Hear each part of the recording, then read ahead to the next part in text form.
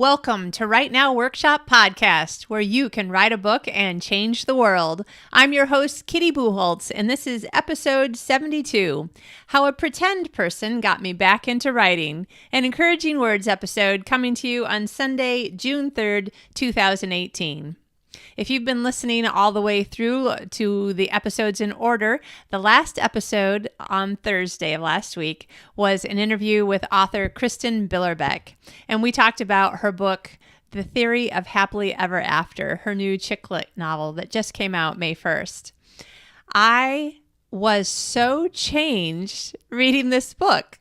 Now, the reason why I'm telling you this is because I want you to think about books that have really changed you, and then put yourself in your reader's shoes and ask yourself, maybe my books are changing other people. And I want you to feel the encouragement of knowing that what you're writing matters. It helps people in some way, whether it's helping them escape or think through things. So before I interview authors, I try to read whatever was their latest book, particularly if it's, the topic of the interview. And so I had just finished, or I had almost finished reading her book by the time we did the interview. I still had a couple of chapters left. So I spent all day last Monday reading The Theory of Happily Ever After. And this main character, Maggie, at first, I was just enjoying, the great fun of a chick lit read. I love chick lit. I love anything that makes me laugh, and I love having lots of secondary characters that I'm interested in them almost as much as I'm interested in the main character who, it's chick lit, so it's a woman. So I want to be friends with the person. I want to do things with them. I want to be with them. So I'm going with Maggie through her journey, and I'm thinking, I understand that, and I understand that, and I understand that. And about 2/3 of the way through it, I just suddenly started crying. I mean, weeping, crying, not just like the 2 or 3 little tears. I mean, I was crying, had to take my glasses off and put the book down because it just suddenly hit me like how much the things that I'm reading about this pretend person were really striking me as situations and challenges that I've been trying to deal with in my own life. Like, how do I really feel about who I am? Why am I on the earth? Am I meant to keep on doing what I'm doing, or is it time for a change? Am I good enough at it? A lot of writers have moments of feeling, am I a fraud? If people really knew me, would they buy my books? That's what this author in the novel is going through. She's actually a scientist, but she's written a New York Times best-selling book about the science of happiness research that she's been doing. But there's a whole lot of things going on that she is just feeling lost, like she doesn't know what she should be doing anymore. And I just started crying. Now, I wish I could tell you that this only happened once, but honestly, I always kind of balk at being totally honest. Some people may think that I'm an oversharer, but here's the thing.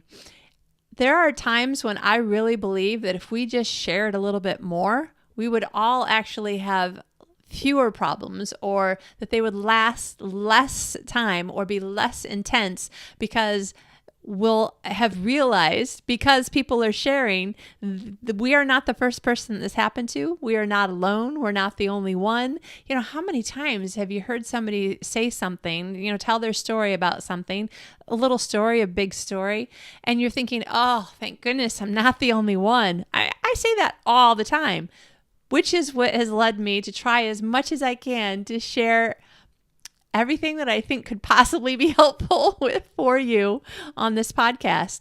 So I will say that while I was reading The Theory of Happily Ever After by Kristin Billerbeck, there were several times when I just started bawling and took off my glasses and put down my book and just wiping my eyes and trying to figure out, oh my gosh, I feel this way. I feel similar to this way, or it's making me think about, something that I'm feeling with, I'm stressed about, I'm trying to figure out how to deal with, I don't know the answers to.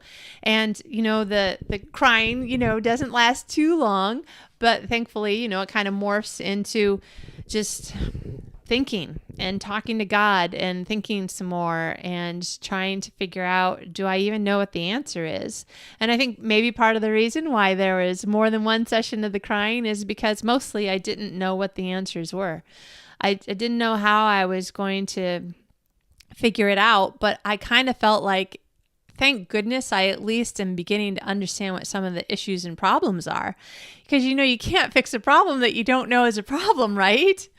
So, reading this book and it really hitting me how much this imaginary person had in common with me, I think that is a big reason that I finally got back to writing.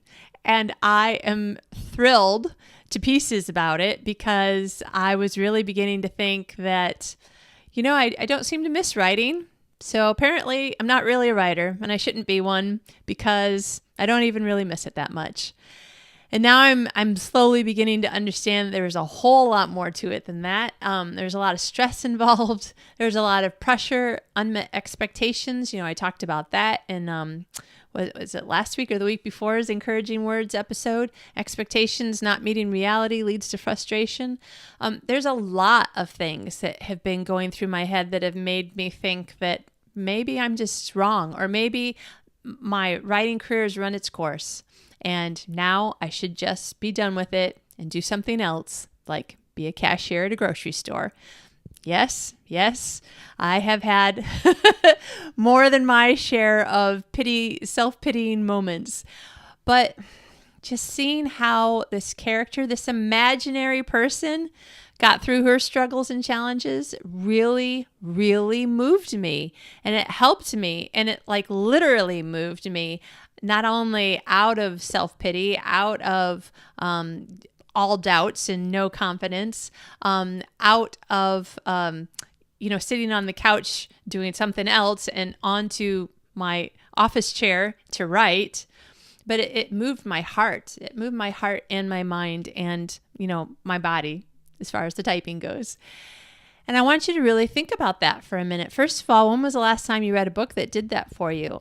Possibly it was at a time when you were feeling, stressed and challenged about something. I have a feeling it doesn't really happen all the time, not if we're in a super duper good place. Like, how would it move us?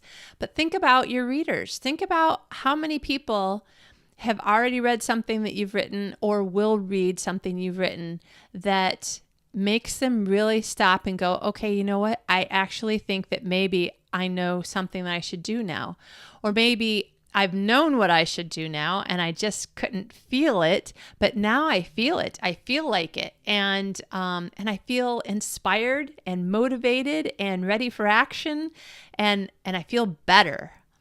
I mean, think about the number of people out there who possibly could just feel better reading something that you wrote.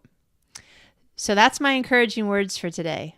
I hope that it really is something that you can hang on to, that it inspires you. When you feel like, I can't feel that right now either.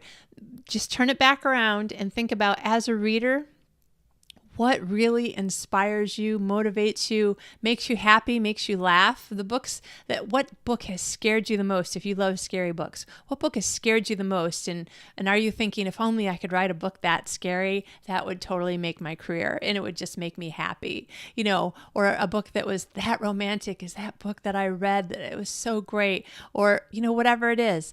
Think about how you feel and how you have felt in the past as a reader of a great book, one that has moved you and made you think about it and talk about it after you finished reading it.